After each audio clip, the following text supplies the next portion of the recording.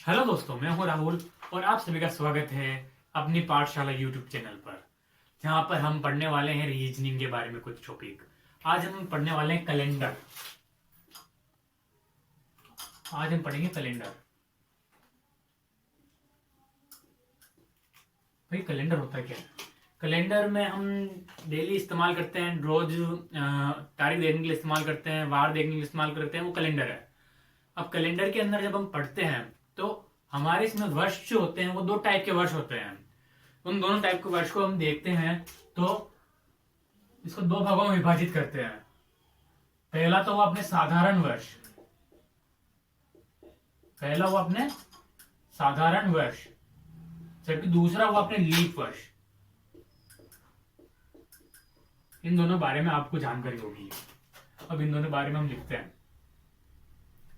जो साधारण वर्ष है उसके अंदर हम मुख्य बात करें, मुख्य तौर पर सामान्य बात, तो इसके अंदर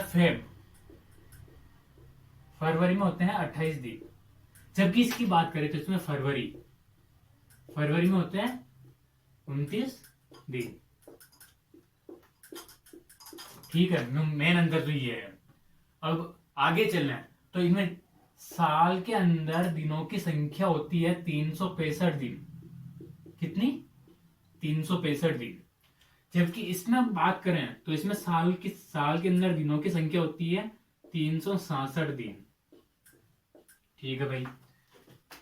अगर हम सप्ताह की बात करें दोनों में तो इसके अंदर सप्ताह होते हैं 52 सप्ताह। 52 सप्ताह है, एक विषम दिन, एक विषम दिन। और इसकी बात करें तो 52 सप्ताह है, दो विषम दिन। यानी कि हमारा जो शेषफल बचता है उसे इसके कैलेंडर में हम उसको विषम दिन से डिनोट करेंगे, न कि शेषफल से या किसी दूसरे नाम से, या इधर विषम दिन के नाम से कर रहे हैं तो उधर शम दिन के नाम से, ऐसा कुछ नहीं। हम इसके अंदर डिनोट करेंगे विषम दिन के नाम से। इसके अंदर 52 सप्ताह एक विषम दिन, इसके अंदर 52 सप्ताह है दो विषम दिन। यानी कि मैं यूं लिख सकता हूं कि साधारण वर्ष के अंदर एक विषम दिन बचता है, यानी एक दिन एक्स्ट्रा बचता है। जबकि इसके अंदर दो विषम दिन बचते हैं, लीप वर्ष में दो विषम दिन बचते हैं। ये मुख्य अंतर है। और हम और दूसरी बात करें तो साधारण वर्ष में ऐसे हो सकता है इसमें चार का भाग पूरा नहीं जाता हो,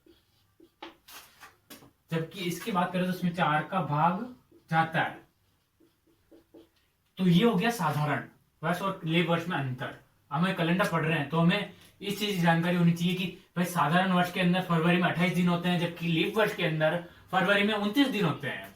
अगर हम साल के दिनों की चर्चा करें तो साल के अंदर 365 दिन तो होते हैं साधारण वर्ष में, और लीप वर्ष में होते हैं 366 दिन। और सप्ताह की बात करें तो इसमें 52 सप्ताह एक दिन एक्स्ट्रा होता है, जबकि इसके अंदर 52 सप्ताह दो दिन एक्स्ट्रा होते हैं। तो हम जो दो दिन एक्स्ट्रा निकल रहा है तो उसको हम इसे लिख सकते हैं साधारण वर्ष के अंदर एक दिन विषम होता है, जबकि लीप वर्ष में दो दिन विषम के होते हैं। साधारण वर्ष जिसके अंदर चार का भाग नहीं जाता है और इसमें चार का भाग पूरा चला जाता है। इसके हम उदाहरण ले लें तो 2001, 2002, 2019, 2018, और इसके उदाहरण ले लें तो 2000, 2004, 2020, 2024 इत्यादि इनके उदाहरण हो सकते हैं। अब हम आगे बात करेंगे भाई, ये तो लीप वर्ष की चर्चा हो गई, लेकिन एक चीज होती है लीप शताब्दी, जो आई थिंक आपको पता नहीं होगी। हम उसके बारे में बात करने वाले हैं, तो चलिए हम उसके बारे में बात करते हैं। अब अगर आपको इस बारे में जानकारी है तो आप हमें कमेंट जरूर करें कि लीप शताब्दी क्या होती है। यदि नहीं तो आप हमारे साथ बने रहिए, क्योंकि लीप शताब्दी उसके कारण भी जो वर्ष होते हैं वो 28 व 29 दिन के होते हैं। जैसे कि मैं बात कहूं, अगर वर्ष 1900 को देखोगे आप, यानी कि 1900 की बात करता हूं मैं, तो ये जो वर्ष है ये साधारण वर्ष है। कौन सा वर्ष है? साधारण। लेकिन मैं अगर 2000 की बात करता हूं तो ये लीप वर्ष हो गया। तो हम इसी चीज के बारे में चर्चा करने वाले हैं कि भाई अब 1900 जो है वो साधारण क्यों कहलाया और 2000 लीप क्यों कहलाया, हम इसी बारे में चर्चा करेंगे। अब अगर हमको कोई लीप वर्ष निकालना है, हमें अगर कोई लीप वर्ष निकालना है तो कोई साल है, जैसे कि मान लिया मेरे 1994 है, तो 1994 को पूरा नहीं लेना है, लास्ट की जो दो डिजिट है यानी लास्ट की दो संख्या है, मेरे पास क्या लास्ट की दो संख्या 94 है, तो 94 में मैं 4 का भाग दूंगा, न कि 1994 में। क्योंकि अगर 1994 में भी 4 का भाग दूंगा तो शेषफल मेरे पास वही आएगा जो इसमें आएगा, समझे? यानी कि शेषफल जो भाग इसमें आएगा मेरे पास वही शेषफल मेरे इसमें आएगा। यानी कि मैं बोल रहा हूं कि 1994 में भाग देंगे तो वो का वही शेष बचेगा जो मेरे 94 में बचेगा। भाग देख लो, 1994 में अगर मैं भाग देता हूं 4 का तो भाग जाएगा 2 बार, एक शेष बचा, 14 हुए, 14 में भाग जाएगा 3 बार, तो शेष बचा मेरे पास 2। यानी कि ये लीप वर्ष नहीं है, तो इसी में भाग दूंगा तो इसमें भी शेषफल मेरे पास क्या बचेगा? 2 शेषफल बचेगा, नहीं कि कुछ और शेषफल बचेगा। यदि आपको यकीन और भाग देके देख लो। ऐसे ही हमें 1996 में 4 का भाग लगाता हूं, तो 96 में 4 का भाग लगाता हूं मैं, तो इसमें 4 का भाग पूरा जाता है, शेषफल मेरे पास बचता है 0, शेषफल मेरे पास बचेगा 0। तो ये एक लीप वर्ष है। लेकिन अगर मैं बात करता हूं वर्ष 1900 की, तो ये एक लीप वर्ष नहीं है। इसका एक कारण है, इसका कारण ये है कि ये एक शताब्दी वर्ष है। कौन सा वर्ष है? शताब्दी। ये शताब्दी वर्ष होने के कारण इसमें 4 का भाग नहीं जाएगा, क्योंकि अभी तक अपन ने लीप वर्ष निकाला तो उसमें हम पीछे की 2 संख्या देख रहे थे, लेकिन इसमें हम देखेंगे पीछे की 2 संख्या देखते तो इसमें क्या बचता है? 0 0। तो हम इसमें 4 का भाग दे नहीं सकते, तो 4 का भाग नहीं दे सकते तो इसमें पूरी संख्या उठाएंगे। पूरी संख्या उठाई तो लास्ट में 2 0 है, तो 4 के साथ भी 2 0 लगा दो। लास्ट में 2 0 देखो, 4 के साथ 2 0 ठोको। लास्ट में 2 0 देखो, पीछे 4 के पीछे 2 0 ठोको। 400 का भाग देंगे, 400 का पूरा भाग नहीं जाता है इसमें, तो ये एक साधारण वर्ष हो गया। कौन सा वर्ष? साधारण वर्ष। वैसे अगर जैसे अपन 1600 की बात करते हैं, इसमें अगर 400 का भाग देता हूं तो इसमें 400 का भाग मेरे पास पूरा चला जाता है, तो ये एक लीप वर्ष हो गया। लेकिन अगर 1900 में भाग दे रहा हूं, 1900 के अलावा जैसे मैं 1800 को देखूं, 1700 को देखूं, तो इसमें भी ये साधारण वर्ष है, न कि लीप वर्ष है, क्योंकि इसमें 400 का भाग नहीं जा रहा है। हमें एक चीज ध्यान रखनी है, जो शताब्दी है, शताब्दी यानी जिसके पीछे 2 0 है। शताब्दी मतलब जिसके पीछे 2 0 है, उसके अंदर 4 का भाग नहीं देना है, बल्कि 400 का भाग देना है। अगर आप 4 का भाग दे दोगे तो ये लीप वर्ष कहलाएगा, क्योंकि भाग 4 का तो चला जाएगा, लेकिन 400 का नहीं जाएगा। अगर आप कैलेंडर उठा के देखोगे कभी तो 1900 में साल को देखोगे तो ये इसमें फरवरी 28 दिन की थी, न कि 29 दिन की थी। यदि आपको यकीन नहीं हो रहा तो आप कैलेंडर उठा के देख सकते हो, आप गूगल में सर्च करके देख सकते हो कि साल 1700, 1800, 1900, या फिर हम आगे आने वाली शताब्दी की बात करें, जैसे कि 2100 हो गई, 2200 हो गई, या फिर 2300 हो गई, तो इसके अंदर फरवरी कब कितने की आएगी आप कैलेंडर उठा के देख सकते हो।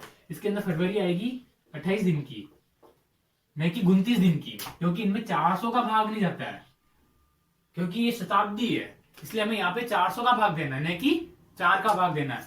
आपको ये बात हमेशा ध्यान रखनी कि शताब्दी और इसमें ध्यान रखनी, शताब्दी और साधारण वर्ष में ये अंतर होता है। कैलेंडर के अंदर साधारण वर्ष के कैलेंडर में लीप वर्ष भी आ रहे हैं तो उसके अंदर 4 का भाग जा रहा है, लेकिन शताब्दी के अंदर भी ये अंतर होता है कि हर लीप वर्ष के अंदर शताब्दी 400 साल में एक बार आती है, न कि हर 4 साल में, जबकि नॉर्मल कैलेंडर के अंदर हर 4 साल में लीप वर्ष आता है। ये बात को आप ध्यान रखिएगा। अब बढ़ते हैं आगे। अब मैं समझता हूं कि आपको यह चीज समझ में आ गई है। यदि आपको ये वीडियो अच्छी लग रही है तो आप हमें लाइक जरूर करें और चैनल को सब्सक्राइब जरूर करें, क्योंकि रीजनिंग के ऐसे बहुत सारे टॉपिक इतनी आसान भाषा के अंदर मैं आप तक पहुंचाता रहूंगा। अब अगर एक सवाल दूं मैं आपको कि जैसे कि मोरारजी देसाई हमारे प्रधानमंत्री थे, यानी कि श्री मोरारजी देसाई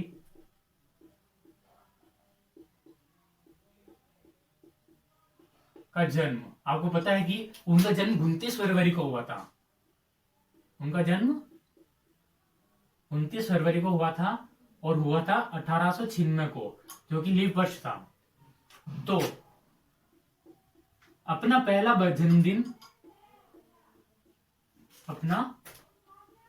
जन्मदिन सेलिब्रेट करेंगे, यानी कि अपना पहला दिन बनाएंगे।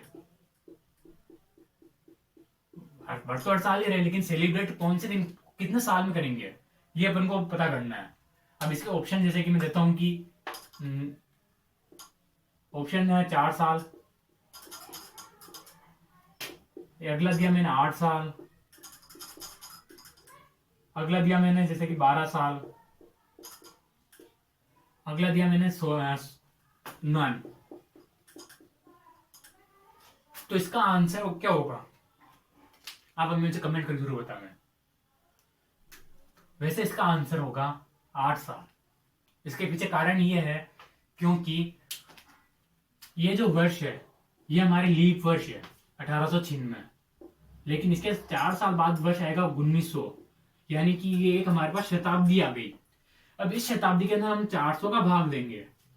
400 का भाग हमारे पूरा नहीं जा रहा है, हमारे शेषफल क्या बच रहा है, 300 शेषफल बच रहा है। 300 शेषफल बचने के कारण ये एक साधारण शताब्दी हो गई। कौन सी शताब्दी, सॉरी 3 शेषफल बच रहा है, साधारण शताब्दी। ये हमारी साधारण शताब्दी हो गई। तो मोरारजी देसाई जो हमारे प्रधानमंत्री रह चुके हैं वो अपना पहला बर्थडे सेलिब्रेट करेंगे 1904 के अंदर, न कि 1900 में। यानी कि वो 1896 में पैदा हुए, अपना पहला बर्थडे कब सेलिब्रेट करेंगे 1904 के अंदर, न कि 1900 में। ये वीडियो अगर आपको अच्छी लगी तो आप हमें लाइक जरूर करें और चैनल को सब्सक्राइब जरूर करें और कमेंट में जरूर बताएं कि वीडियो आपको कैसी लगी। Thank you.